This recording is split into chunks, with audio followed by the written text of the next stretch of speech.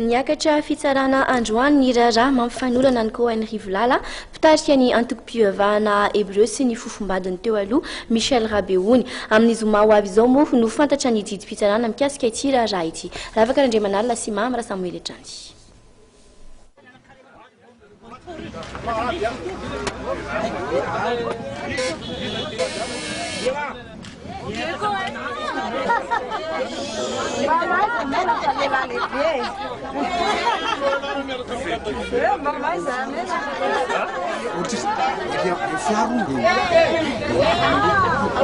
Nefara tamin'ny fifamalinam-bava sy fifampiatsiana teo amin'ny fianakavian'i Michel Rabeony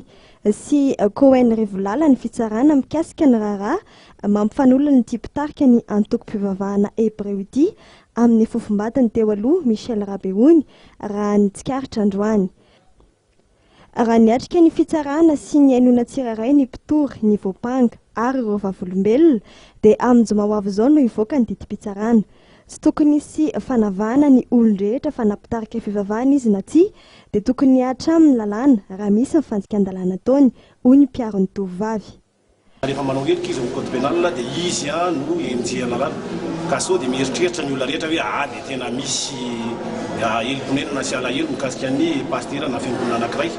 izay malaza eto Antananarivo. Marina aloha fa tsy fiangonana voalohany zao nitranga eto anatin'ny tribonaly, fiangonana fahatelo zao zany nitranga anatin'ny tribonaly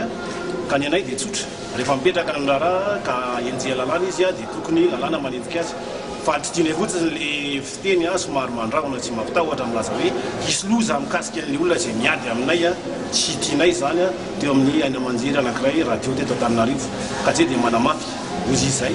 fa ny lalàna ary manana marina izay fa tsy rariny zao zavatra zao maro ozy izay ireo tovovavy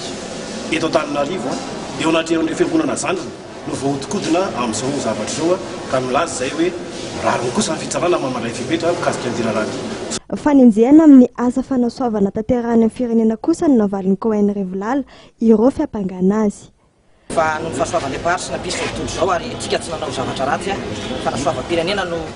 mahatonga ireo olona be fialonana dia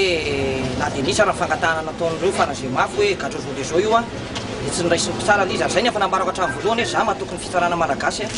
ary tena mendrika mihitsy aho omena misaotra manokana mihitsy ny fitsarana tsy baikibaikon'ny mpanao politika na baikibaikon'ireo